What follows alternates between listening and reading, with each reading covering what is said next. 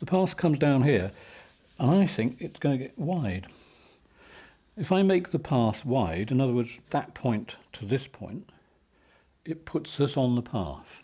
If I make it too narrow, it may put us on the path, but we'll be sort of slightly above it, because the narrower it is, the more we're looking down on it. The wider it is, the more we are placed on that path.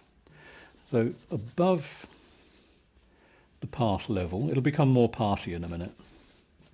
At the moment, I'm a path finder, and I will find my path. It's also at the stage now where you get a painting with little bits of snow without painting snow. I always like that. There's something about it. I mean, it could be sand dunes, it could be snow out in the countryside somewhere, you know, the white bits of the snow. What more do you need to do?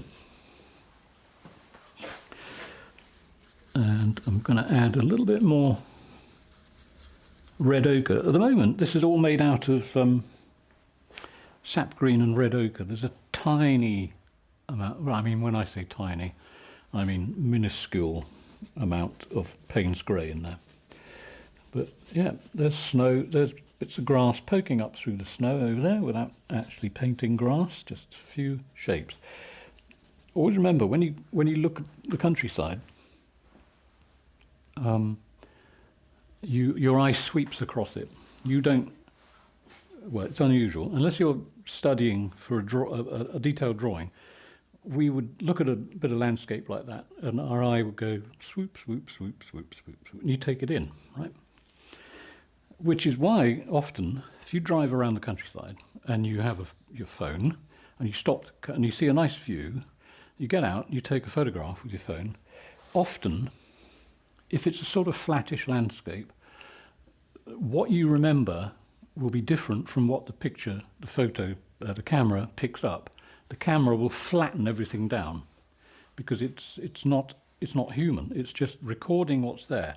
When we look at something, we objectively focus on separate bits, assemble it in our minds, and we see the big picture. In our minds, we see the whole thing.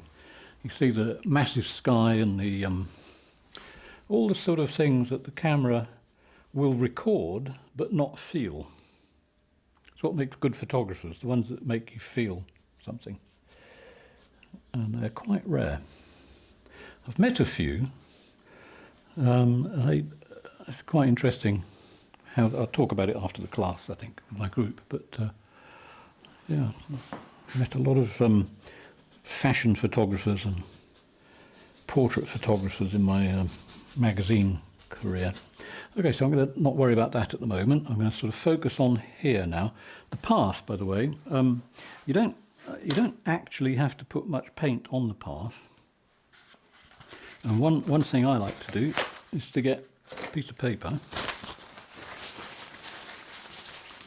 and then just literally put a smudgy blur like that. So I'm going back and forth, but also bear in mind the path is probably gouged into the landscape, so do little swoopy, that's a technical term, swoopy marks. So instead of a brush moulding everything in that pathway, all I'm doing, I'm making the lines that I want by literally, I suppose it's it's an alternative brush. I'm just sort of swooping back and forth, putting in a tone. It's not the final tone, it's just a tone, and it starts to form something. Over here, okay, so wide path, obviously over here, and it's hidden by this sort of hump here. It's going to get thinner because we're not looking up the path. It's just basically turned into a horizontal mark across the picture. You don't have to be quite so finicky. I could probably leave it as it is actually, but I won't. So literally just sort of get a tone working in there, like so. If it goes, I mean, it's gone very toned down. I'll bring that back. It's easy to bring back. Just get your sap green and your red ochre. Incredible what you can do just with two colours. In fact, I'm not even adding Payne's grey now. So let's strengthen the top of this bit. Now, when I say strengthen the top, I don't mean a solid line that goes across. Okay, that's very rare in paintings, in landscapes rather. Solid lines, they're few and far between. Most lines are broken. So if you say, right, there's a path going there behind this humpy bit. I'm full of technical details today. This humpy bit here, you see, it's going to be hidden in some places, and then it's going to reveal itself over here. Let's have a little dark bit over there. And then perhaps another bit will come up here like that. So that'll block off a bit more. And then just before you get off to the edge of the picture, it reappears again. Do I want it to go off? Don't think I do, actually. Could do. It'll probably be okay. But I think I might give it another wiggle. Let's have it coming to there, and then it moves back over the landscape that way. Okay, so there's a hint of a path coming back on itself.